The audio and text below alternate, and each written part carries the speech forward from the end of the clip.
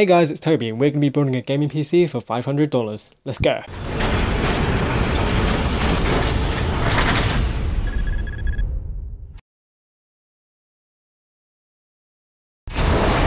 Alright, first of all we have an AMD FX 4300. This is a quad-core processor clocked at 3.8 GHz.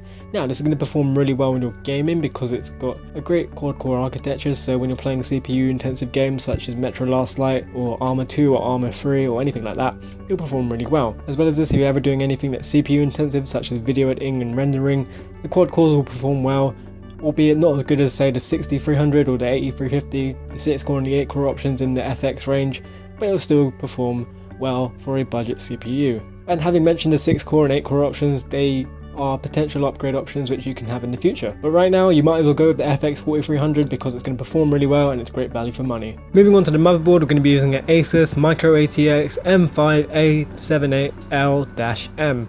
It's USB 3.0, it only has support for USB 3.0 on the back panel, it does not have any front headers, so you might need to take that into consideration. But overall it's just a really good motherboard. It's got all the connectivity that you would expect. It's got a PCI X16 slot, it's got a PCI X1 slot, so if you're ever using anything like a sound card, it's backwards compatible for that.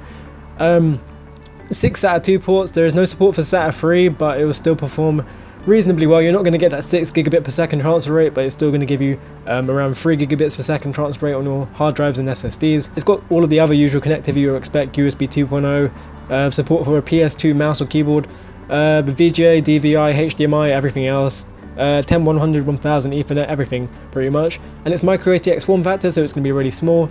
And as well as this, it's also got support for 4 sticks of DDR3 RAM. And coming onto the RAM, we're going to be using 8 GB of Kingston HyperX Blue. It's not Kingston HyperX Beast, but doesn't really make much of a difference. The heat spreaders on this RAM are just as good. You're not going to be able to overclock to 2133, but it doesn't really make that much of a difference. It's currently clocked at 1600 MHz, which is the sweet spot for when you're gaming and just general usage. And it's 2 sticks of 4, so you've got that dual channel support.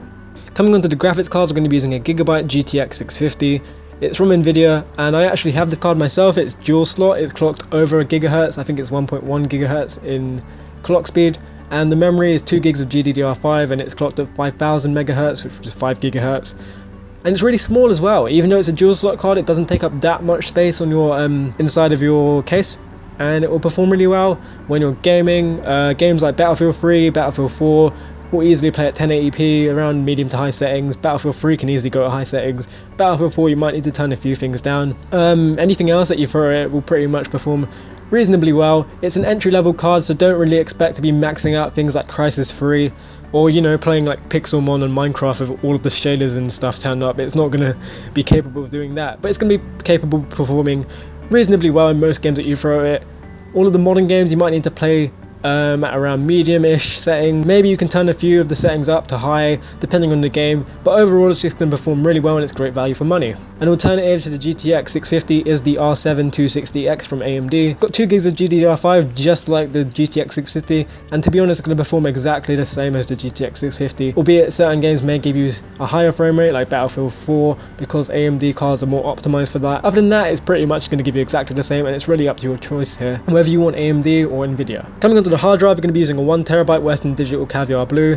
Again, it's going to connect with SATA, so you're not going to get that 6 gigabit per second transfer rate as it says here, but 3 gigabits per second is still more than enough, and it's going to perform reasonably well in most cases. It's got enough space to hold everything that you put in it, like your games, music, movies, videos, etc.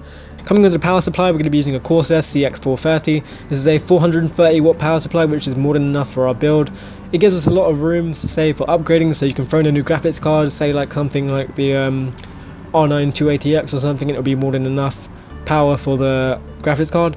In the future, if you're going to go beyond, say like a FX 6300, you might need to consider upgrading the power supply, but there's also options here, as you can see, 500 watt, 600 watt and 750 watt. Overall, it's just a really nice power supply, and it's 80+ bronze certified, which means you're going to get clean and efficient power. And finally, coming onto the case, we're going to be using a Rosal FBM-01.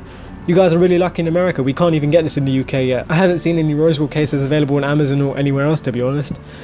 Anyway, it's a micro ATX case and it's going to be more than enough for our build. It will have enough space for our power supply, all the cables. The graphics card will fit in without any problem at all. The hard drive as well will fit in without any problem at all. Also, you can throw in a 5¼ inch drive if you really need to in the top, as there's support for 2 of them. It's a really nice case. It's got dual fans as it's advertised there, which means you're going to get good airflow even though it's a really small case. It might be a bit loud, but it's constructed really well and it's going to be more than enough for the job. And yeah, that's it guys, thanks for listening. Leave us a like if you like this video, leave us some feedback down below in the comments. I respond to all of the comments as quickly as I can. Check out the links in the description for more, and if you're planning on buying any or all of the components, please use our links in the description as it really helps us grow. I can't stress that enough. And yeah, don't forget to subscribe and we'll catch you next time.